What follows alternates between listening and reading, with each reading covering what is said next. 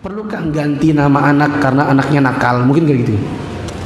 Jawabannya sebenarnya nggak mesti karena nama, tapi karena didikan. Ada banyak anak nakal tapi namanya Muhammad, itu enggak?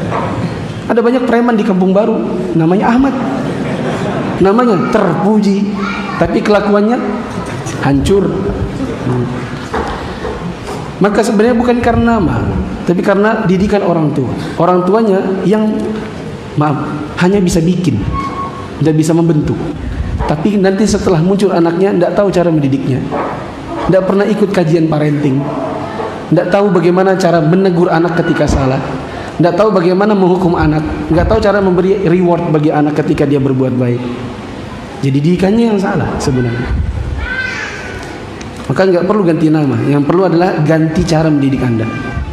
Di ruko saya itu kan setiap sore Senin sampai Jumat itu ada anak-anak kecil, perempuan semua, TPA khusus akhwat, yang ngajar murid-muridnya istri saya bikin tahsin khusus akhwat.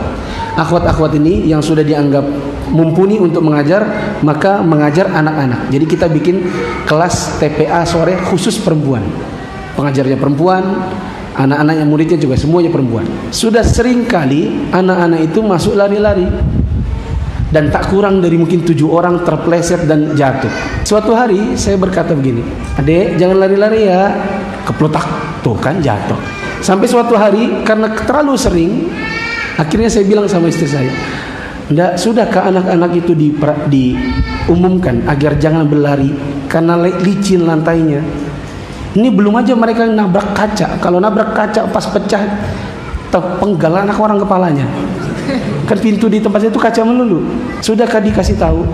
Kata istri saya, "Sudah." Nah, terus istri saya bilang begini, "Tadi cara negurnya udah, maksudnya cara negurnya yang salah. Kenapa anak-anaknya lari-lari jangan lari-lari, malah lari-lari dan akhirnya jatuh? Karena ucapan orang dewasanya adalah jangan lari-lari, jangan lari-lari, jangan lari-lari. Ketika diomongin jangan lari-lari, yang nyangkut cuma lari-larinya, malah lari."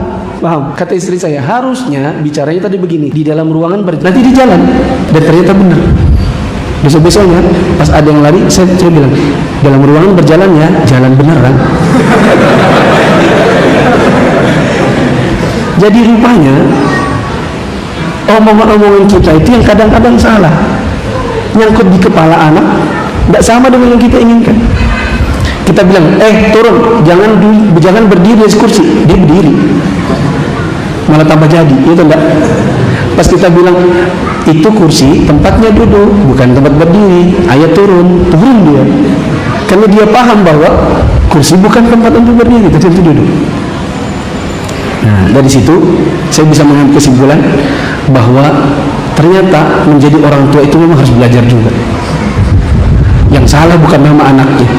Saya yakin betul antum tidak mungkin kasih nama anak yang aneh-aneh, ya, si tercelak, si mazlum, ya, pasti itu kasih nama Ahmad, Muhammad, Aisyah, Abdurrahman.